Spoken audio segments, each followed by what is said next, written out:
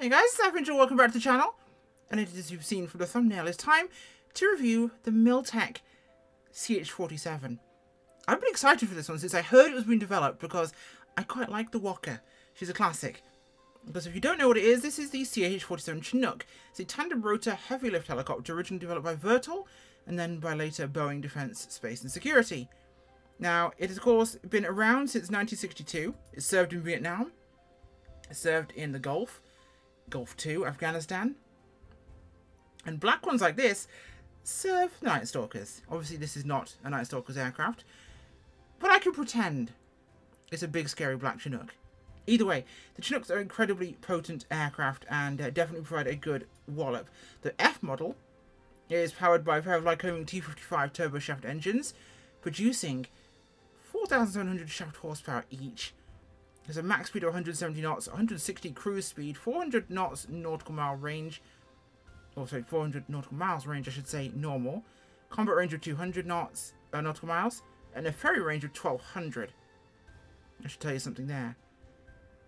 And it's talking about its actual loading, of course. Now, in terms of what it can carry, 3 pintle-mounted machine guns, including, of course, everyone's favourite, the minigun. Now, apparently, its empty weight is 24,000 pounds. It can take 50. So it has a useful load there of 25,000 pounds, which is quite a lot.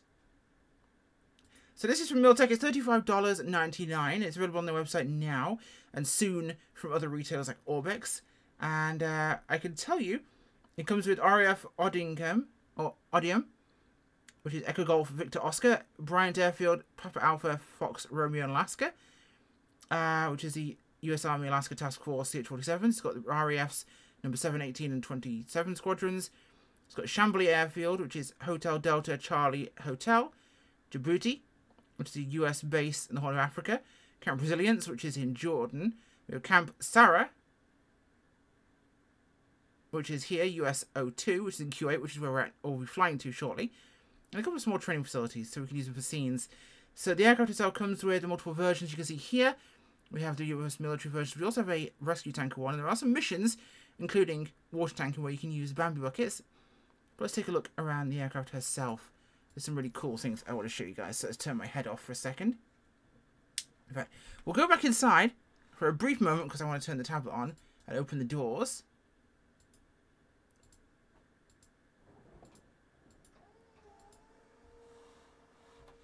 Let's go exterior, shall we?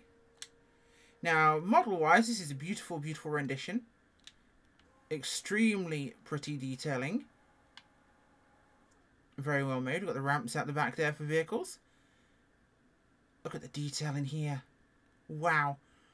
Now this is flight sim detailing. Really lovely. You've got the hatch at the bottom open there where the hook is, so you can lean down and lean out and guide the pilots. Now the only downside is when the side door is open, you've got the side step open. There's no way to have that open and have the door open fully. There's obviously modifications to that, but cockpit detailing as well is very pretty. Very well made. Love this. Lots of space in the back here, of course, for all your services and needs. Now we can change our loading, of course. We'll have a look at that just now with the tablet, as I mentioned. We go to load. No, don't hide that. Go to load. Internal load. We can put a Humvee in here. And you'll notice that that's now taking up all our space in here.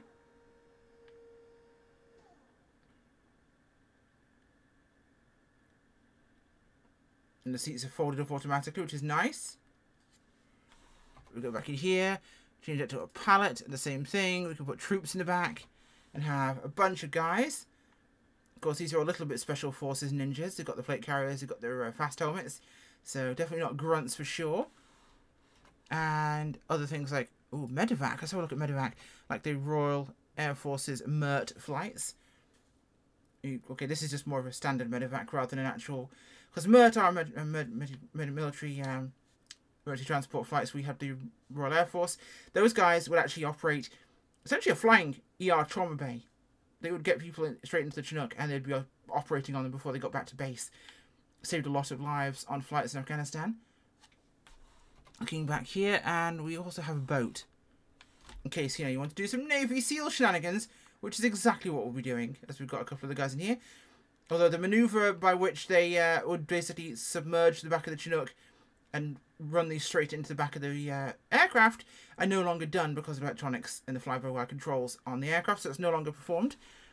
We'll go back up front here, we'll take a look again, we'll turn that off. So, external loads will do that in a moment. We'll actually transport one with us. We'll take a Humvee with us. So we're going to have that put down here.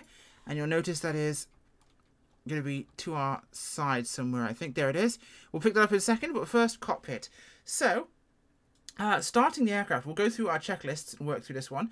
So, we'll start with the pre-start engine start checklist, I should say. We'll go up here. We'll use these. The same as in the manual here. So our pre-starts are all here. Where is this? External lights is required. Somebody's, I'm pretty sure somebody's my head being odd. So that should be on. At least I think that's the one it should be on. I never know which I'm meant to be clicking. Let's roll off. Yes, yes, yes, yes, yes, yes, yes, yes, yes. Wonderful, wonderful, wonderful. All these are as they should be. Engine starting. We'll go to the important stuff here. Battery switch to on. That's right here. That is on. Kerosene lights testing. APU switch to run. APU switch to start. And it's now in start. APU generator switch is here. So that will be once that's started. We'll go to on. Hydraulic power transfer switches to on. They are good to go. Parking lever is set to one of these here, I'm pretty sure. There it is. That is on. FADEC backup power is going to be to on. Engine condition levers both stop to EPS fan switches. Now some of these camera angles aren't exactly being particularly friendly with us, so we'll try and do our best here to function. There we are. Something is being weird for us. Try and get this all the way up to where it wants to be. Do you want to angle for me? No, you don't want to angle for me. We'll make it there. Okay. So to there. Engine conditions to main fuel pump switches to on. Possibly this is something to do with my head tracking causing some slight ignominious issues for me. There's there. Fuel cross feed switch is here. Open. Ground conditions or conditions to ground. So we'll advance those two forwards. To ground. They are done. Engine 1 start. So we'll go to here.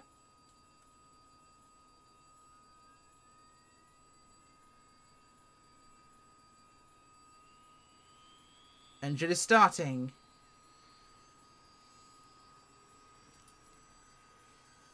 Let's keep an eye on our transmission pressure here.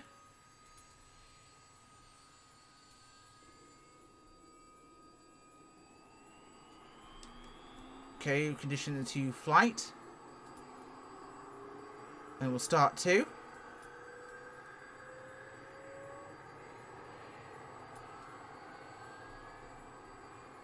Everything should be coming up for us now.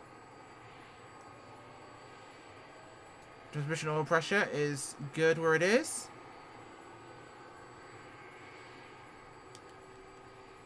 Okay, we'll set this to flight also. Where are our generators? There they are. Those are on. APU is to off. That is where it should be. APU Jenny to off as well. Start is selected. APUs off. Fuel pumps to on. They're not all on. They are now. All fuel pumps are on. Parking brake will be off. We are good for taxi. We are ready to move. So, now in terms of pickup, we need to make sure our slings are in hook tandem. Those are up here. So let's get those set, shall we? Tandem. That is set to tandem. So that's now gone away. It'll tell you on here which hook mode you need to be in. this is where our load is, and this is where we need to be in terms of altitude to hook it up. So we're going to lift off the ground, and we're going to do exactly that. So gentle rise up here. Now, SE15 brings tandem rotor physics to the sim, making me wonder if the aircraft we're going to get with SE15 will be something tandem rotor. But they'll be updating the flight model for this after that point. Before that, this does feel a little too stable. That might just be me being better at helicopters now. It might be more accurate. So there's our Humvee. Now we need to get that dot into the circle here. So we'll move forward slightly. Let's let the aircraft settle here. We have to hold it for 4 seconds once we're in there to load it up. Come on. No, that's it. That's it. That's it. That's it. Come on. We're hooked. We're hooked. We're hooked. Okay. I think we're hooked. We are indeed hooked. Nice. Ah. Okay, so sometimes clicking the buttons can be a little bit hard. Now, I believe we have to head due to our east or west from here.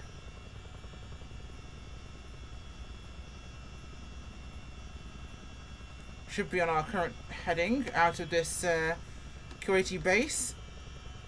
The US base should be off about 9 minutes away in this direction. I may need to utilise some GPS functions to help me with this, but we'll do just that. Now, what is not showing up on here?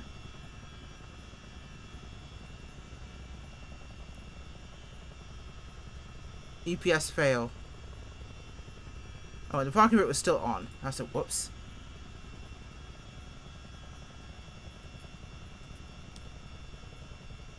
There we go, EPS fail has been cleared. So we're still slinging our Humvee underneath the aircraft. We can see it in the shadow, which is nice and neat. Now if you over G this, it will actually affect that, and you'll notice that you'll be able to drop the load. So for the time being we should be okay. We'll do a drop off, then we'll do some maneuvers once we get to the base. But your sling loads available to you include things like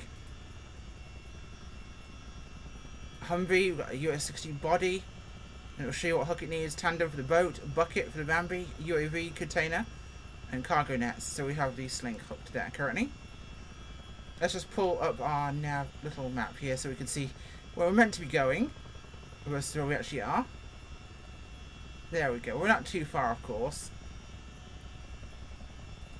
So we'll just swing over here. So how does she fly? Very stable. Now it's a bigger helicopter, so it should fly more stably. That is a characteristic of bigger helicopters. They're more stable than small ones. I am better at flying helicopters than I used to be, so maybe I'm overestimating things, but to me it feels much easier than I expected. Now, it does feel heavier. So unlike the Mi-17, which is another medium to slightly heavier lift helicopter, medium definitely, from Cerasim, that's twitchy and super duper light. This is, I'm not going to do too many big maneuvers due to having a sling. This is much more firm, much heavier, and I feel like we're in a much bigger aircraft. So it definitely feels pretty good. I love the actual cyclic on this aircraft, where it's as you pull up and down from there. Are we still on course here?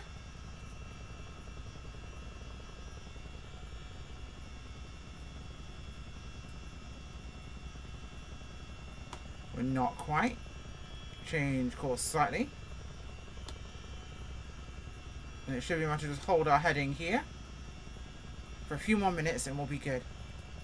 So, I'm not a massive helicopter... Well, I'm growing. Helicopters are really growing on me. I could say I'm a helicopter fan. I am. And I'm no expert. I've never flown a real helicopter, so I don't know. But it is a lot of fun. And it definitely feels great. The functionality in terms of the sling loading and the interior and exterior cargo loads, which do have weight and affect your behaviour. Because I can feel a slight penduluming with this. In fact, let me just check something real quick.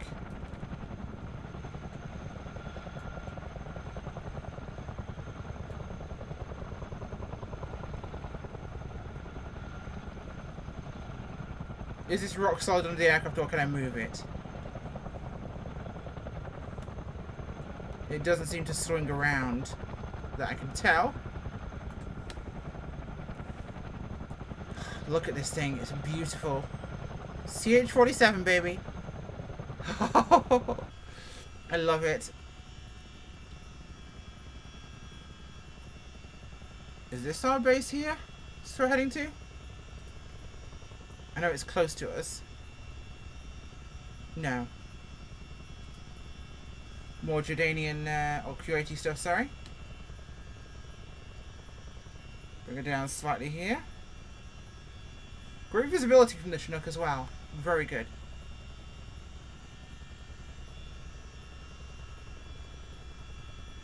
Very good indeed. Of course, this EFB system here allows us to manage other functions. I would have liked the map functions here to actually allow us to do some sort of navigation work. It does not, it seems. Other than... Oh, wow, we have SAT mode. That is kind of cool. That's neat. Obviously, our info panel just gives us disclaimers. We've got configuration. Oh, show GPS handheld. Ah, there we go. So it will give us GPS functionality down there with our little handheld error system, which is useful if you want that ability to be in there and additional to what you've got. Door controls here.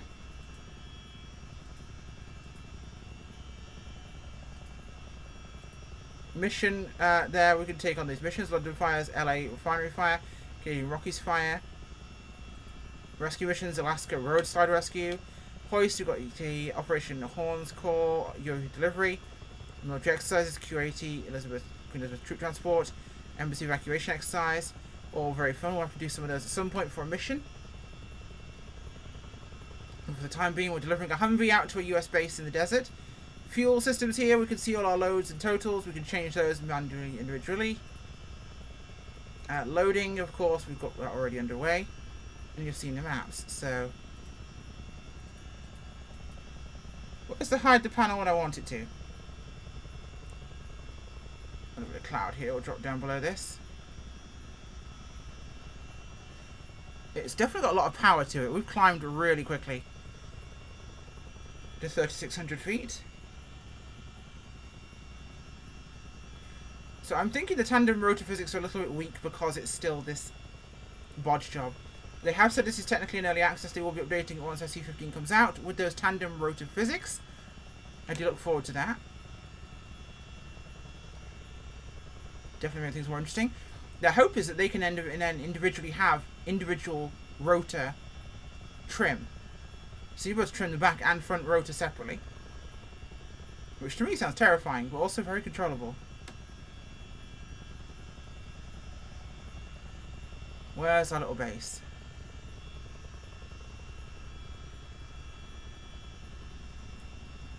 Should not be super far from us.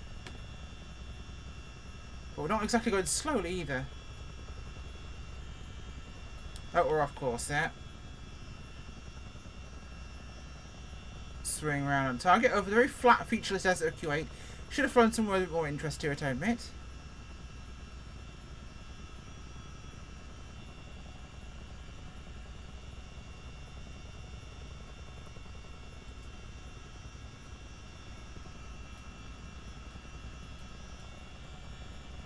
Oh, we're not far away at all.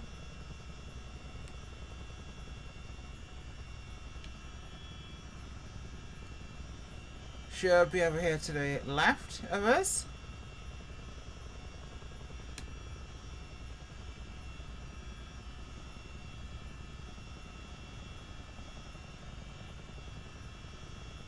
Where is it?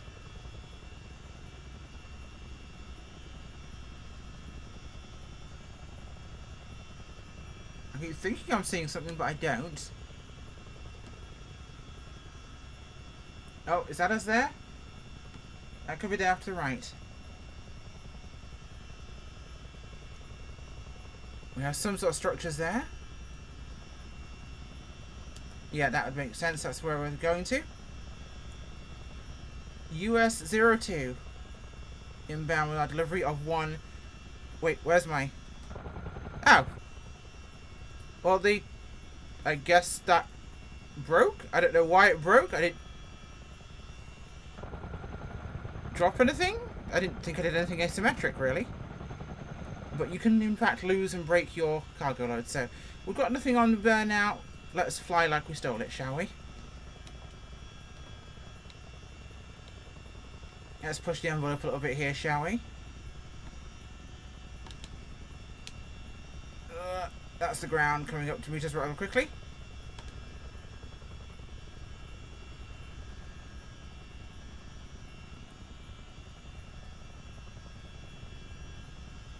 Here's our little US base and a bunch of aircraft on the ground as well. Nice spot to launch some missions from. Now we just need night vision to fly with.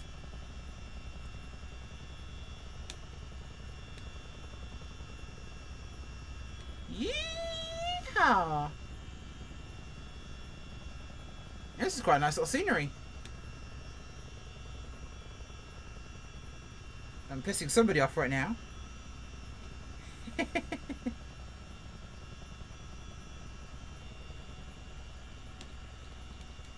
Oh, hello. Let's get the big girl down on the ground for a second. We'll sit down in the taxiway here.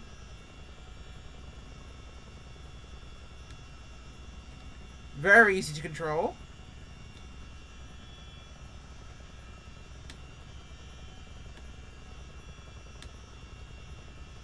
Now let's do something very innately Chinook.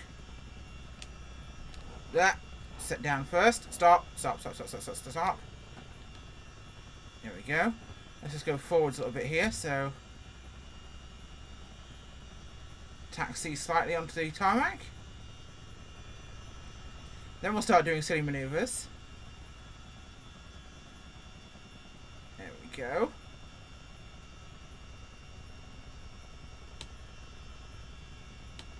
Right, let's get stupid, shall we?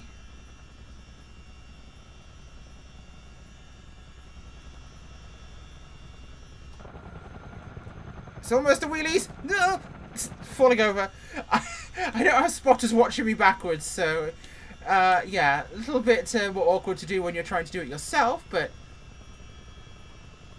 it's possible. You can wheelie the Chinook.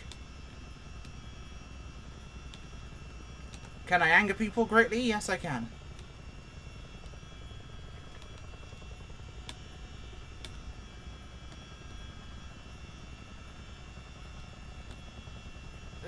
Let's hold that around here. Let's go for the squad drop. Everyone knows the squad drop.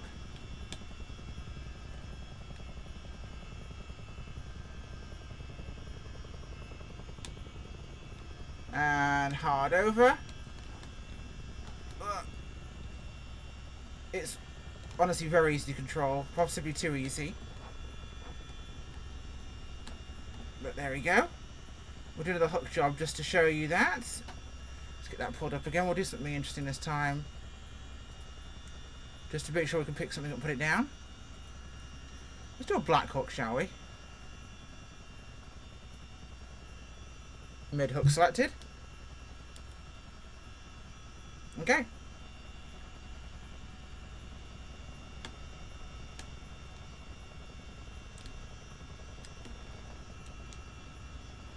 Right.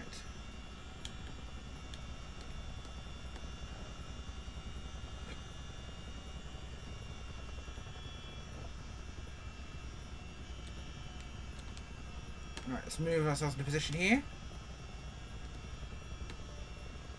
Yeah, she feels very stable. I'm not sure if this is more of a coping with the physics, but it feels way too easy to fly.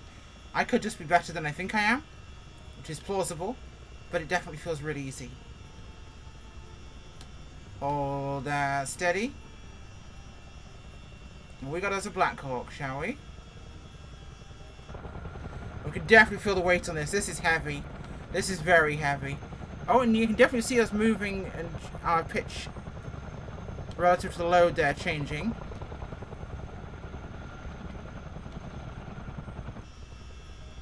Oh, there we go. And we'll put this down on the pad here.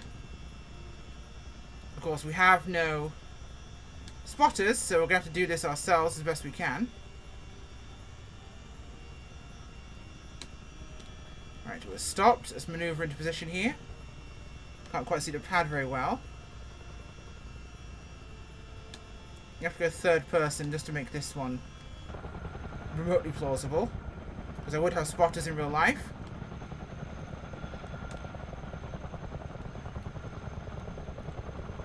Okay, oh, this is not easy in the slightest.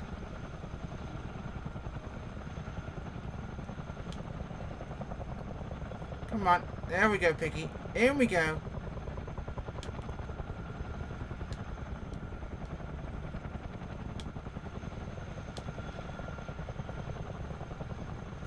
And we set it down.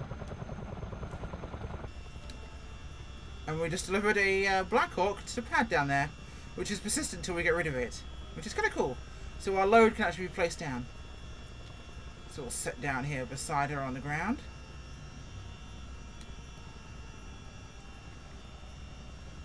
Nice and easy.